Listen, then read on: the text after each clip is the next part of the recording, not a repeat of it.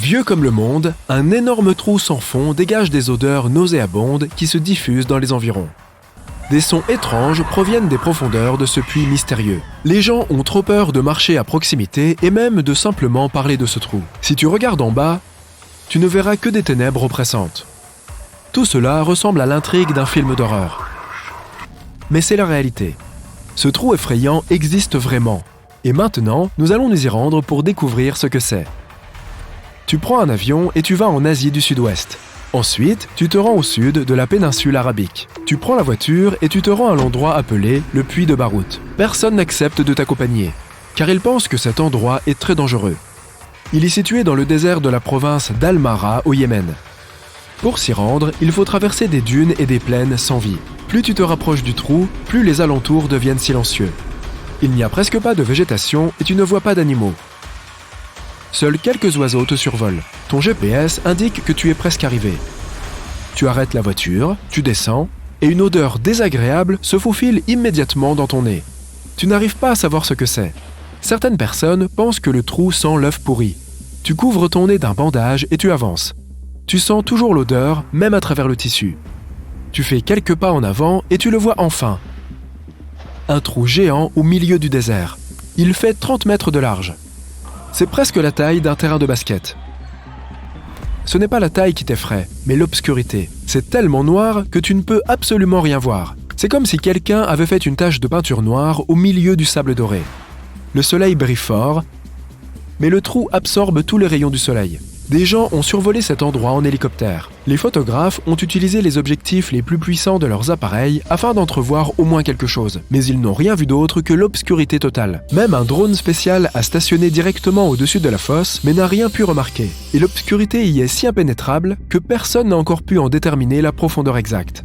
Selon des calculs approximatifs, la profondeur du trou se situe quelque part entre 100 mètres et 250 mètres. Cela représente presque la moitié de la hauteur de l'Empire State Building. Tu jettes une pierre dans le trou et tu l'entends frapper contre les parois. À chaque coup, le son devient plus faible. Tu ne peux pas entendre le moment où elle touche le fond. Tu décides de passer la nuit dans la voiture à côté du trou. Pendant plusieurs heures, tu te retournes sur le siège sans parvenir à dormir. Finalement, tu y parviens. Et tu fais un affreux cauchemar. De terribles monstres sortent du trou et t'entourent. Heureusement, les premiers rayons du soleil te réveillent. Les habitants croient aussi que cet endroit est une prison pour des créatures maléfiques. Elles hurlent et dégagent une odeur pestilentielle. Tu entends des sons étranges et effrayants dont tu ne peux pas expliquer la nature. L'odeur est si répugnante que tu es pris de nausées et que tu t'éloignes du trou de quelques mètres sur le côté. À l'heure actuelle, le trou géant du Yémen est l'une des merveilles de la nature les moins bien étudiées et les plus mystérieuses. Les scientifiques ne savent toujours pas d'où il vient, ce qui s'y cache, ni son âge. Beaucoup de gens disent que le trou a des millions d'années. Il s'est peut-être formé avant l'époque où les dinosaures marchaient sur Terre. Le pire, c'est qu'il est presque impossible d'explorer le trou. Il y a une très mauvaise aération à l'intérieur et presque pas d'oxygène. Cela rend toute recherche dangereuse et coûteuse. Les habitants ont peur de parler à voix haute du trou, car cela pourrait leur porter malheur ou leur attirer des problèmes. De plus, certaines légendes affirment que le puits de Barout menace toute vie sur Terre et pourrait bien provoquer la fin du monde.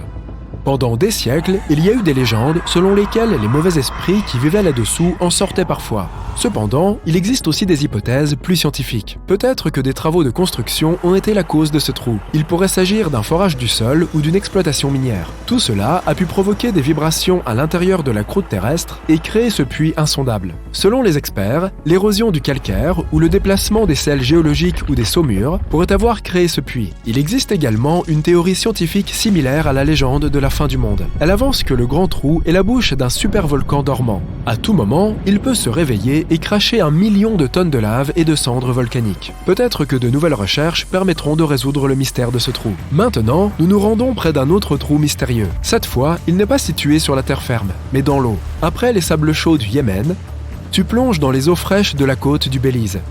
Ici, tu vas visiter le grand trou bleu. Tu navigues sur un bateau, l'eau autour est bleue, mais dès que tu arrives aux abords du trou, l'eau devient plus sombre. L'énorme trou noir se trouve en plein milieu de la mer Bleue. Il fait 300 mètres de large et 120 mètres de profondeur. La statue de la Liberté pourrait facilement tenir à l'intérieur. La chose la plus intéressante est que le trou a une forme parfaitement ronde. C'est comme si quelqu'un l'avait créé artificiellement et l'utilisait comme un énorme entrepôt.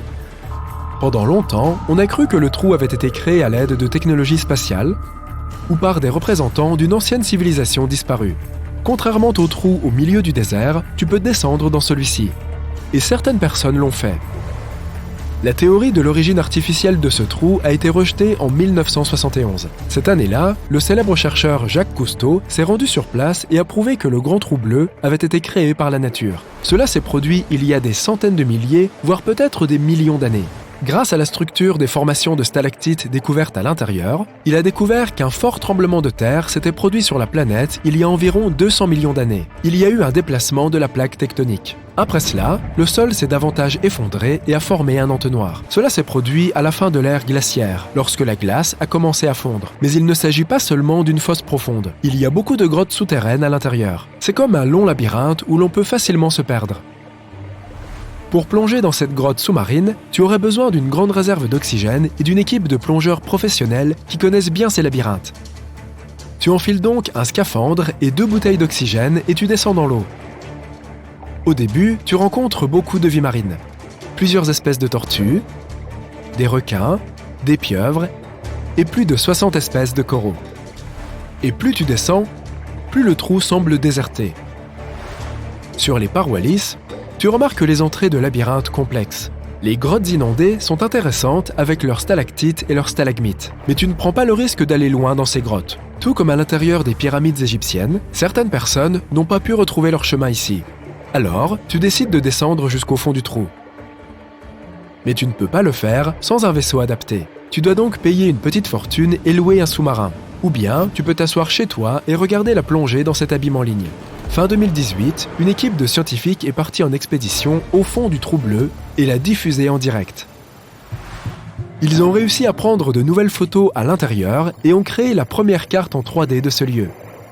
Plus près du fond, ils ont découvert de nouveaux types de stalactites en forme de glaçons. Ces stalactites étaient là avant même que le grand trou bleu ne se remplisse d'eau. De plus, une épaisse couche de sulfure d'hydrogène a été trouvée au fond. Cette substance absorbe complètement la lumière du soleil. C'est pourquoi tu te retrouves dans une obscurité absolue.